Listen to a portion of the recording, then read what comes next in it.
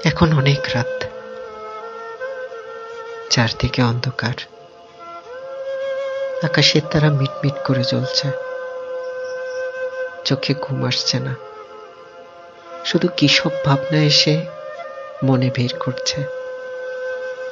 মনে পড়ছে ছোট্টবেলার সব কথা।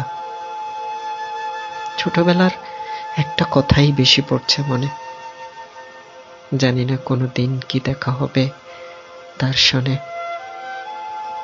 আমাদের বাড়ির সামনে ছিল একটা বড় পেয়ারা গাছ।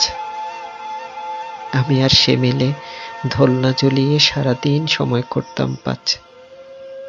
দোলনায় চড়া সে খুব ভালোবাসতো, হয়তো তাই সে আমার কাছে বারবার ছুটে আসতো। সে বলে বলছি যার কথা, তার নাম ছিল প্রিয়তা। একদিন দোলনা ছিঁড়ে সে গেল পড়ি। এই নিয়ে তার সাথে হলো বাড়াবাড়ি, তাই সে আমার সাথে দিল আড়ি। সে দোলনা ছিঁড়ে পড়ে যাওয়ায় আমার ছিল না একটুও দোষ, তবু আমাকেই সে দোষী ভেবেছে। হয়নি সেদিন তার বোঝার হুঁশ। আমার সাথে বলেনি সে অনেক দিন কথা। দেখলেই তাকে ডেকে বলতাম, দেখো আমি কান ধরছি, শুধু একবার কথা বলো প্রিয়তা। তখন আমি অনেক ছোট, ক্লাস 2-তে পড়ি। সেদিন সে আমার সাথে কথা না বলায় আমি কষ্ট পেয়েছিলাম ভারী। একদিন বিকেলে এসে মাকে বলে পরদিন সকালে নাকি তারা ঢাকা যাবে চলে।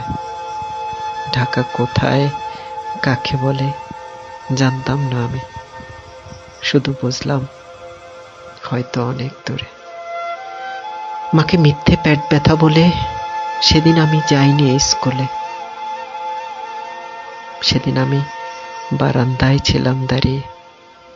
প্রিয়তা এসে হাত দুটো দিল বাড়িয়ে। যাওয়ার সময় বলল আমায় একটি কথা, ভাইয়া আমি আবার আসব, তুমি একটা নতুন দোলনা জড়িয়ে রেখো, আমরা দুজন একসাথে দোলনায় চড়ব। আমি দাঁড়িয়েই ছিলাম নীরবে। প্রিয়তা সেদিন আমার সামনে দিয়ে গেল হারিয়ে। আর কোনোদিন আসেনি সেই প্রিয়তা। এখনো খুঁজি আমি তাকে একা একা, যদি কখনো পেয়ে যাই প্রিয়তার দেখা।